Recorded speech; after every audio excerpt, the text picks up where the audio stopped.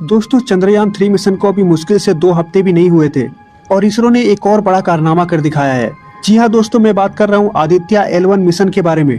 ये भारत का पहला सूर्य मिशन है जो हमारे सूरज की स्टडी करेगा और अगर ये मिशन सक्सेसफुल हो गया तो ये सूरज के बारे में कई राज खोल सकता है। लेकिन चंद्रयान 3 से बिल्कुल अलग, ये सूरज पर लैंड नहीं करेगा बल्कि ये उसे बहुत दूर से ही ऑब्जर्व करेगा, यहाँ तक कि ये सूरज के मुकाबले पृथ्वी के ज्यादा करीब होगा। इस मिशन की लागत 370 करोड़ है जो कि चंद्रयान 3 से भी कम है। तो चलिए आइए इस मिशन के बारे में फुल डिटेल में जानते हैं कि इस मिशन को कैसे और क्यों बनाया गया। दोस्तों, सूरज हमारे पृथ्वी से 109 गुना बड़ा और लगभग 3,33,000 गुना भारी है। ये पृथ्वी से इतना बड़ा है कि इसके अंदर 1.3 मिलियन पृथ्वी समा सकती है। जिस तरह से हमारी पृथ्वी कई अलग अलग लेयर में बटी हुई होती है, उसी तरह सूरज भी कई अलग अलग लेवल में बटा होता है। इसके भी सेंटर में एक कोर होता है जिसका टेम्परेचर 15 मिलियन डिग्री सेल्सियस तक हो सकता है और इसके अंदर कंटिन्यू न्यूक्लियर रिएक्शंस होते रहते हैं। इसके सबसे बाहरी सतह का टेम्परेचर लगभग 5,500 से 6,000 डिग्री सेल्सियस होता है। लेकिन इसके ऊपर एक और लेयर होती है जो हमेशा प्लाज्मा कंडीशन में पाई जाती है। इसे हम कोरोना कहते हैं। ये अक्सर सूर्य ग्रहण के समय एक रिंग की तरह नजर आती है और इसका टेम्परेचर 1 से लेकर 3 मिलियन डिग्री सेल्सियस तक हो सकता है।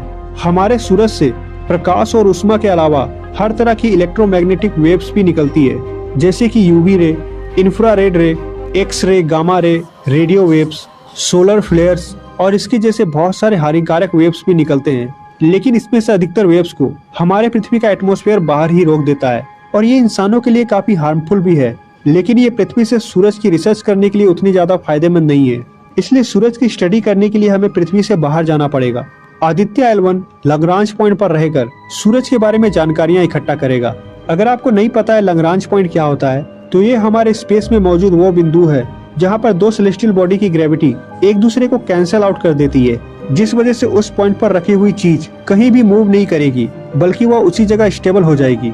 पृथ्वी और सूरज के बीच कई लग्रांज पॉइंट मौजूद है और पृथ्वी और सूरज के बीच जो लग्रांज पॉइंट मौजूद है उसे L1 पॉइंट कहते हैं और इसी के नाम पर इस मिशन का नाम आदित्य L1 रखा गया है।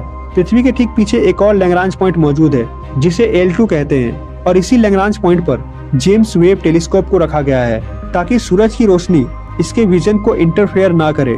आदित्य L1 को इस लैग्रांज पॉइंट तक पहुंचने में 125 दिन या लगभग 4 महीने का समय लगेगा और वो लगभग 5.2 ईयर्स तक वहीं रहेगा।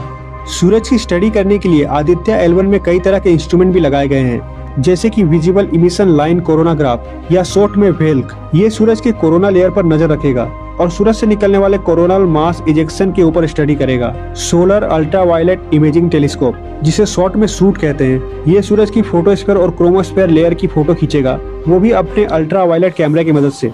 Solar low energy x-ray spectrometer, जिसे शॉर्ट में सोलेक्स कहते हैं, ये सूरज से निकलने वाले एक्सरेस पर स्टडी करेंगे। इसके अलावा एपेक्स, एस्पेक्स और पापा जैसे 3 और इंस्ट्रूमेंट लगाए गए हैं जो सोलार विंड को स्टडी करेंगे। इन सब को मिलाकर इसमें टोटल 7 इंस्ट्रूमेंट्स लगाए गए हैं, जिनमें से 4 सूरज के ऊपर और 3 पृथ्वी के ऊपर नजर रखेगा। अगर ये मिशन सक्सेसफुल हो गया तो ये भारत के लिए एक और बड़ी उपलब्धि हो सकती है। वैसे दोस्तों, क्या आपको पता है स्पेस में 3 एस्ट्रोनॉट्स के गुम हो जाने की कहानी? इसके ऊपर मैंने एक वीडियो भी बनाया है जिसे आप डिस्क्रिप्शन में दिए गए लिंक से जाकर देख सकते हैं।